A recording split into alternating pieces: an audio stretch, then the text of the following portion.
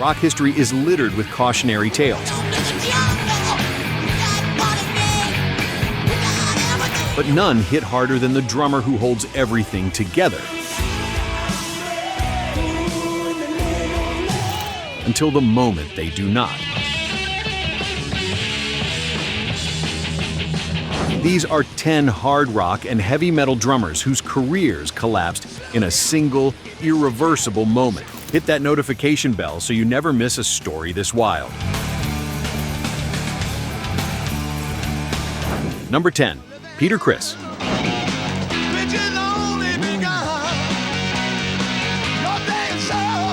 Through the original Kiss lineup on the self-titled debut in 1974, on the massive Hotter Than Hell, on the chart-breaking Dressed to Kill, and on the landmark Alive, Peter Criss was the heartbeat of one of rock's most visually iconic bands.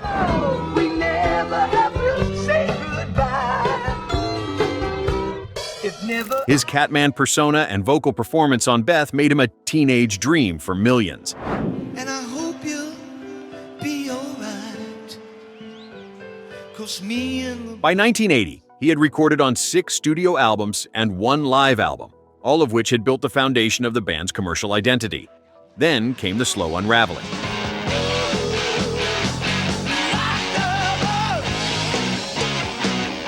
By the late 70s, his drumming had declined severely due to substance abuse. In April 1980, he was fired by manager Bill O'Coin and replaced by Eric Carr. Criss was publicly humiliated in interviews, with Paul Stanley stating the band could no longer afford to carry a member who could not perform at the required level. He did rejoin briefly in 1996 for a reunion tour, only to be fired again in 2002 before a single show was played, and the final dismissal in 2004 cemented his permanent exit from the band he helped create.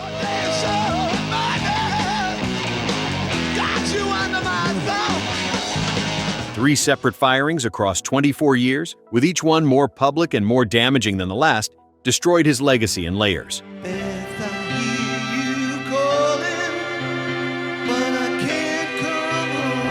Number 9. Phil Rudd.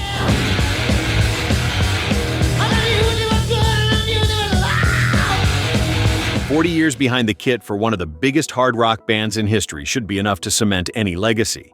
His thunderous, stripped-back groove-anchored albums like Back in Black and Highway to Hell, records that collectively sold over 100 million copies worldwide.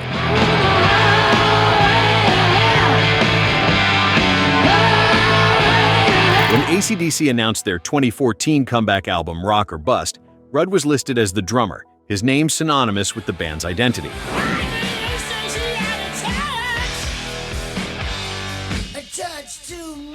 On November 6, 2014, New Zealand police raided his home in Tauranga. He faced charges including attempting to procure murder, possession of methamphetamine, and possession of cannabis.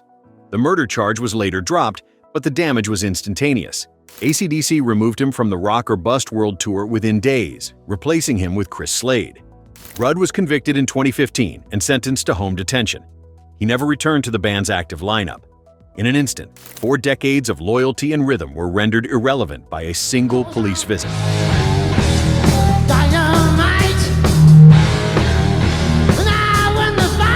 Number 8. Steven Adler.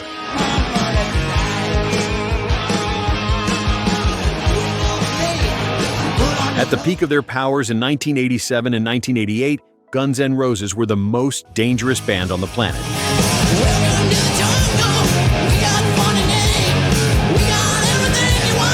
Appetite for Destruction sold over 30 million copies worldwide, and Adler's loose, swinging groove was a defining part of that raw sound.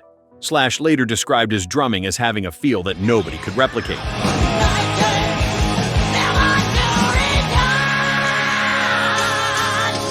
Producers and bandmates alike acknowledged that Adler had something genuinely irreplaceable.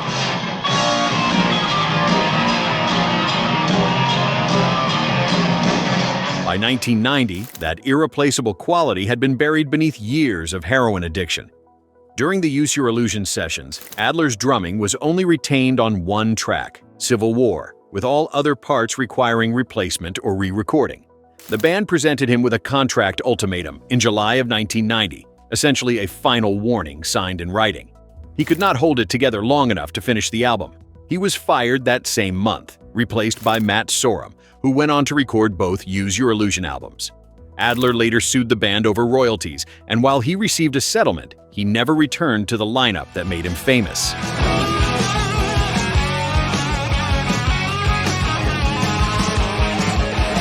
Number 7. Nick Menza.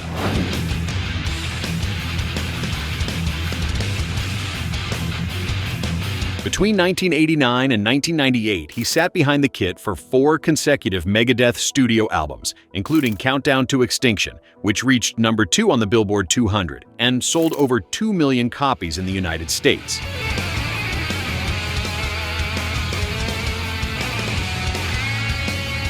He was part of the most commercially successful lineup in the band's history, driving thrash metal rhythms across sold-out arenas worldwide.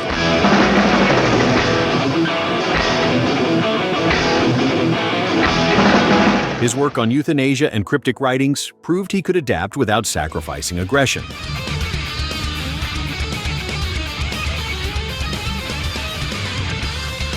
In 1998, Menza was diagnosed with a tumor on his knee and underwent surgery to have it removed. While he was still recovering, he received a phone call. Dave Mustaine informed him he was out of the band. No in-person conversation, no extended discussion. One call ended 9 years of service.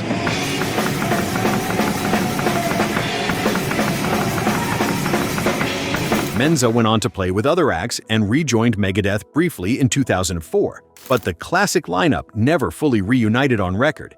Menza passed away in May 2016 during a live performance, collapsing on stage with his band at a venue in Studio City, California.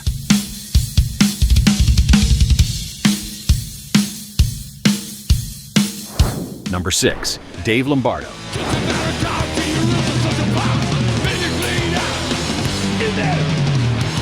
The double bass patterns on Rain and Blood did not just define Slayer, they redefined what thrash metal drumming could physically be.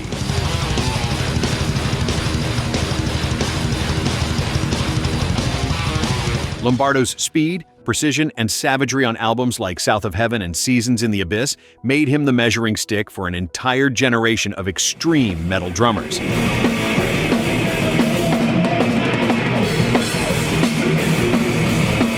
Bands like Pantera, Sepultura, and Machine Head all cited his influence directly. He was, by almost universal consensus, the engine of one of the most important metal bands in history.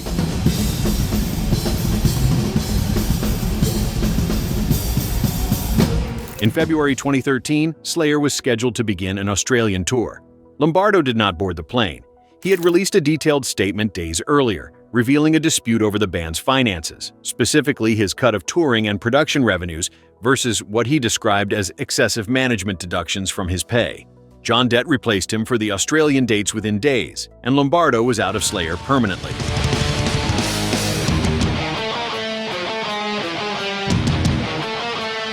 Before we continue, which of these moments hit you the hardest?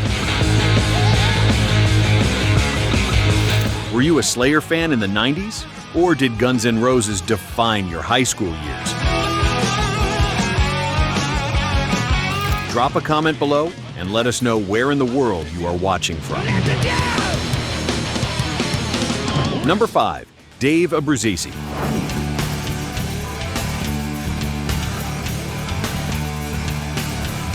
Pearl Jam's second and third albums, Versus and Vitalogy, moved a combined 14 million copies in the United States alone. Versus sold nearly 1 million copies in its first week, a record at the time. I guess it was the Beatles. Abbruzzese played on both of those records, delivering some of the most powerful drumming in the band's catalog. Tracks like Go and Spin showcased a drummer who understood both power and restraint, exactly what the songs demanded.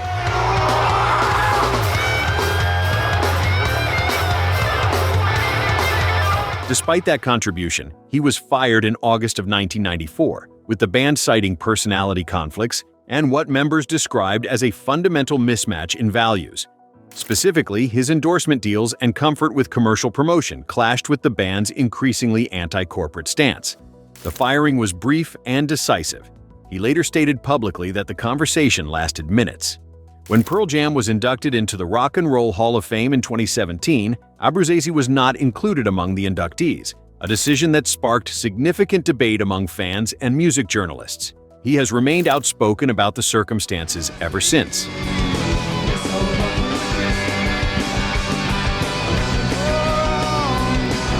Number 4. Mike Portnoy.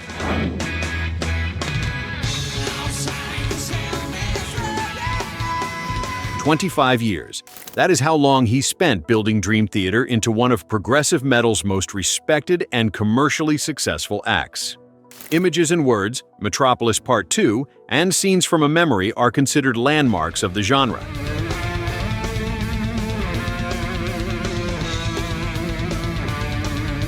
Portnoy was not just the drummer, he was a co-founder, producer, and creative director, the band's most visible ambassador to the press and to fans worldwide.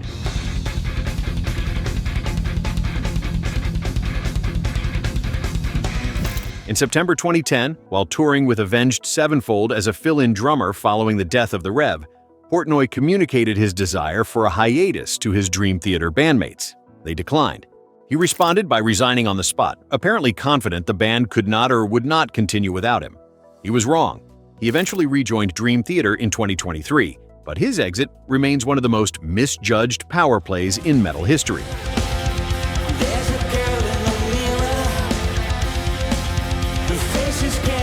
Number 3. Chris Fehn.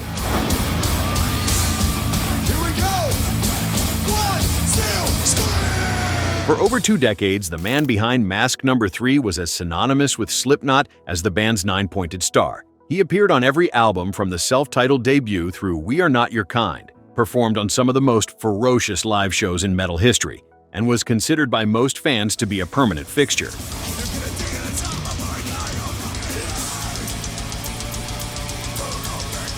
Slipknot's 2019 album cycle was generating significant buzz, and everything appeared to be moving in a unified direction.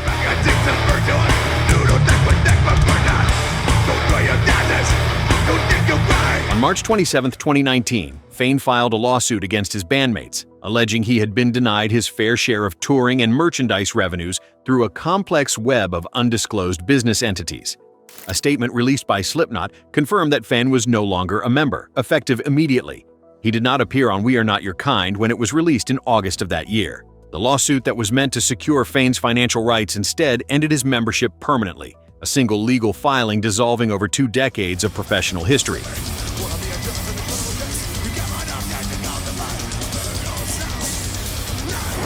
Number 2. Bill Ward.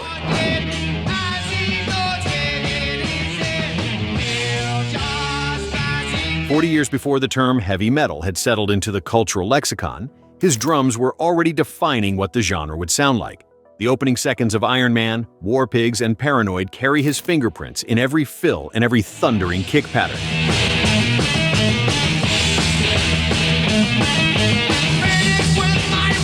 He was there at the very beginning, a founding member of Black Sabbath in Birmingham in 1968, and his playing influenced virtually every drummer who followed in the genre, from Lars Ulrich to Dave Lombardo to Charlie Benante.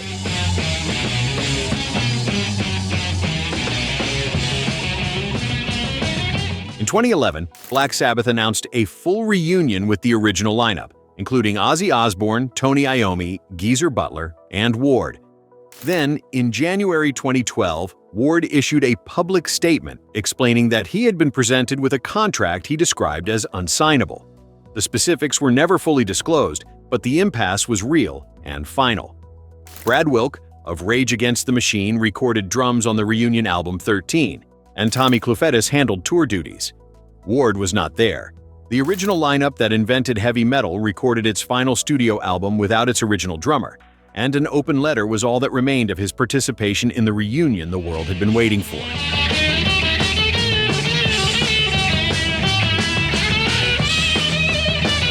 Number 1. Rick Allen.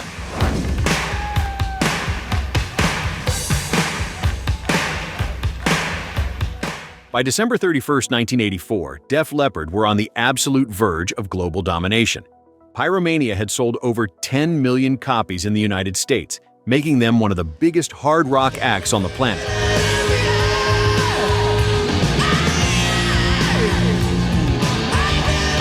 follow-up to that album was already being planned, and Alan, just 21 years old, was the engine behind the band's massive arena sound. Everything pointed forward and upward.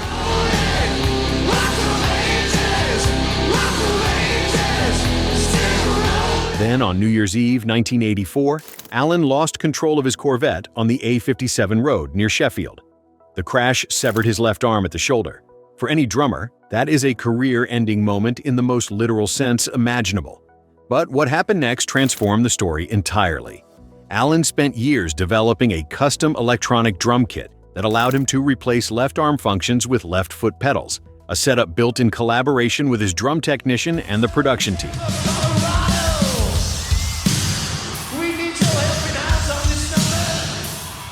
He returned to the stage with Def Leppard in 1986, and his performance at the Monsters of Rock Festival at Castle Donington that year drew one of the most emotional crowd responses in festival history.